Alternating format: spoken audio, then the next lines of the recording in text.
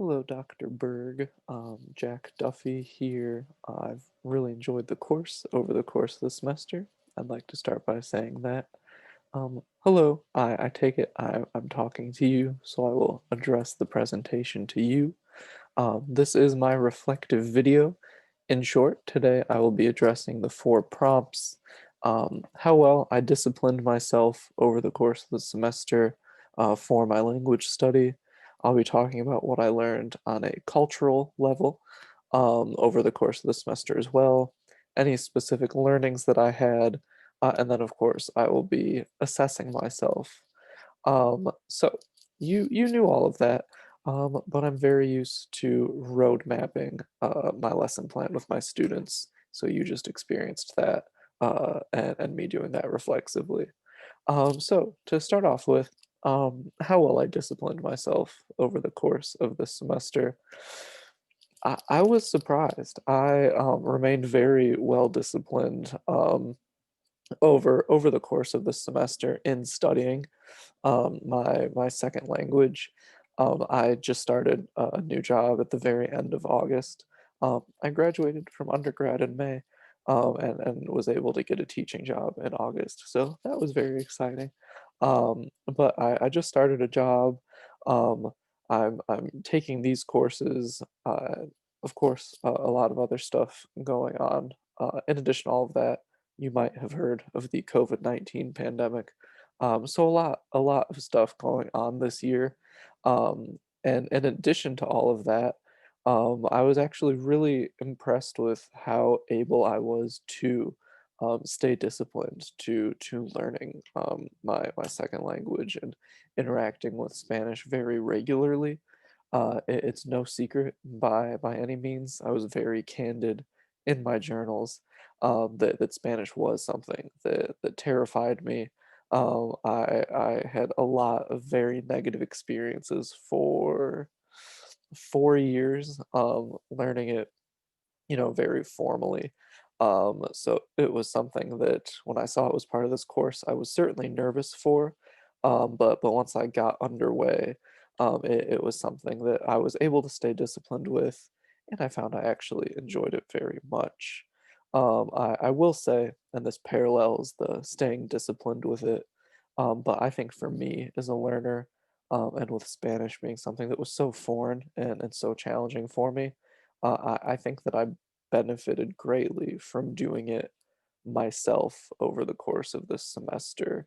Again, something I was very candid about, but taking Spanish in high school, the tests, the quizzes, the pop quizzes, all these things just combined to make it more. I think reflectively, thinking on my behalf, but all these things combined to make it more, just trying to get a good grade in the class. And I'm, a 14, 15, 16, 17-year-old, student. I want a good grade. So, you can get into a good university, all these very snowballing things. Um, so the working to try and get grades kind of put actually Spanish in the back seat. So in me doing it myself this semester, I felt that I was learning much more effectively in this very casual manner of study, not having a teacher, quiz me every single day, me choosing to do it rather than having to go to Spanish class, so to speak. So paralleling the discipline aspect was the willing to do it, which certainly ties into discipline. But this semester it was just much more comfortable, I think, for me to study Spanish in this way. So I did enjoy it. It was a great experience for me to do that. The second portion, of course, is talking about the learned cultural aspects. I was very excited to kind of dive into other cultures. The community that I come from, my high school itself. I've referenced this in my journals too, but my high school itself was 75% Latinx. The high school that I student taught at, which is in my hometown, it's closer to 80% Latinx. So my community is very Latinx based, a lot of Spanish spoken, in the community, in the grocery store, at the barber shop. It is a very big part of where I come from. So the other side of that coin of language study is cultural study. So that was exciting for me, just alone based on my hometown. With that in mind, I I cheated a little bit for studying about culture. I used my partner. Her father is Bolivian. He immigrated to here from Bolivia 30 years ago. So my partner has been to Bolivia multiple times to see her father and her family there. She's very in touch with that part of her and with her culture. So it was fascinating to get to talk to her and her father about very intricate cultural things that they could reveal to me. Especially this year when travel was so limited, it was kind of like verbally traveling through stories. But I'm someone being a English teacher. They often go hand in hand. But I'm someone that loves social studies. I love history, studying culture, geography, and how that affects and ties into people's culture and their own history. So I love social studies, and I really took advantage of using my partner and her father's collective knowledge on Bolivia and being Bolivian to kind of grow my understanding. Because granted, I've known and been in a relationship with my partner for a long time, but kind of coming at her with a more academic approach and asking her about Bolivia and being, half Bolivian and her father being Bolivian, coming at it with that academic approach was interesting for both of us because it's certainly, something that we've talked about a lot, but talking about it with academia in mind was entertaining for everybody. Um, so I mean, in a base level, anyone could Google the population of Bolivia, what type of ecosystems they have. But in conversation with my partner, with her father, just getting the chance to learn these very intricate things about Bolivia was fascinating. And at a very base level, they're just day in and day out, kind of way they orchestrate their lives there. It was so fun to hear from both of them, from something as simple as the way they organize their meals is so different from my family and us in the United States. Most of us, I think, I can assume, skip breakfast, have something for lunch, and then have a really big dinner. Bolivia, almost opposite, big breakfast, huge lunch, and then not a big dinner. And they'll eat pretty late too as well. So just the small, intricate cultural differences, like the way they organize their meals, was fascinating. Hearing about the indigenous peoples in Bolivia, and the way that they've been viewed in that country, and talking about parallels to the indigenous peoples here in the United States, what was a more somber experience because there are certainly similarities between how both countries' governments have treated the indigenous peoples. So apart from food, that was a much more somber talking point to learn about them, um, and talking about just the again back to the daily lives, but the daily lives of people in Bolivia, very family oriented, somewhat different than here. I'd say they all very much live in close knit family environments. Multi generational homes. Uh, you know, Parents, their kids, then their grandparents, all in the same house. Aunts, uncles, cousins, constantly kind of going in and out of one central home, if you will. It was very much. Like the diagram of an atom in biology class kind of came to mind, or a cell, excuse me, of a cell. but just thinking about the nucleus and everything kind of gravitating towards it, it seemed as if one kind of family served as that nucleus, and the cousins and the aunts and uncles and both sides of grandparents, whatever it may be, all kind of centered around that nucleus, which was very interesting to hear about because I think we used to feel that way, and we maybe used to operate that way in the United States, but they certainly still do in Bolivia, and the close knit family environment seems very much intact still, which is why my partner and her father love to go back so much. So he can see his family, and she can see her extended family. And if it weren't for COVID, I would go at the drop of a hat, just based on the food alone. It always sounds fantastic. Um, which brings me again back to culture, and food.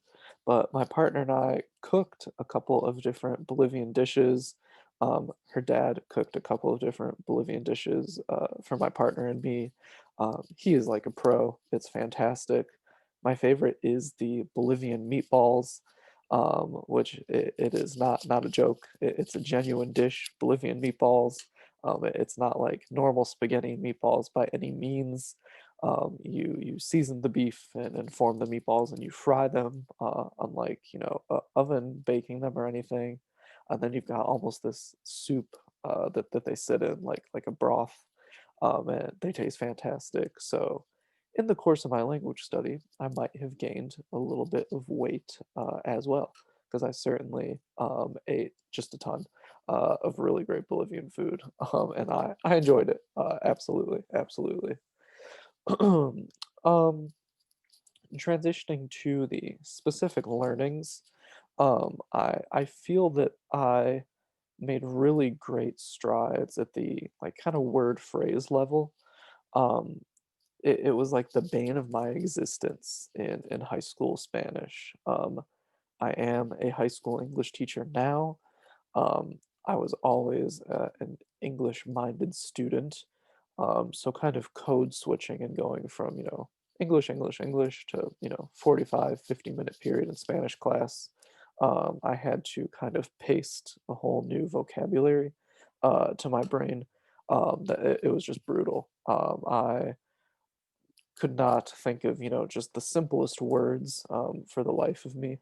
And now this semester, I think I certainly made strides at the word phrase level, um, to really just expand my vocabulary, which was one of the personal goals that I felt and that I had um, at the start of the semester that I had said to myself was, Jack, you can expand your vocabulary, because I knew, quite frankly, that it was just dismal. And I mean, I've got down, cafe is coffee. That in high school made sense.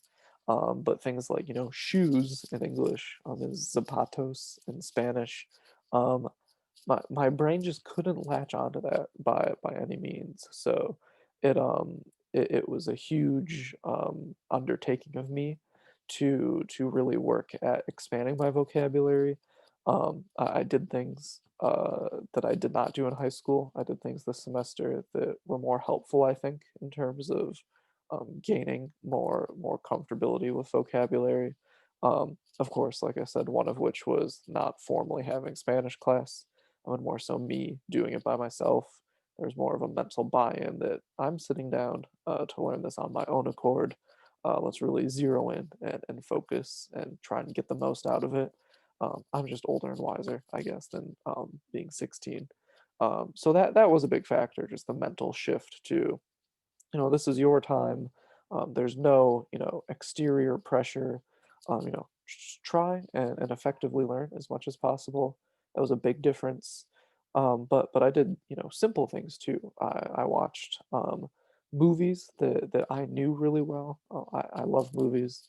There's a lot of movies that I've seen too many times, for sure. So watching those in Spanish made a big difference, I think, just hearing the vocabulary used. Because there's certain movies I can quote, almost word for word. So watching those in Spanish, there was kind of a parallel of I knew what was being said in English, and piecing that with what was being spoken in Spanish was a good tool for me. Similar to that, I just constantly have on different news networks throughout the day. So if I start my morning, coffee, flip on CNN, and I get the headlines. Later in my day, I would switch over to a Spanish speaking news network.